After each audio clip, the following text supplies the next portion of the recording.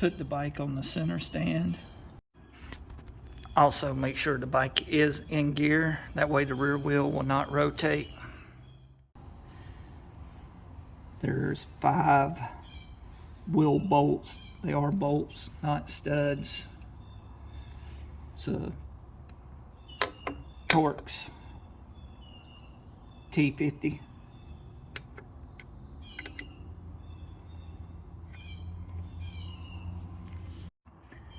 These are 60 newton meters, about 44 foot-pounds. Remove these 2 screws here. It's a T30 Torx. Remove them, and this will lift right up so you can take the tire out.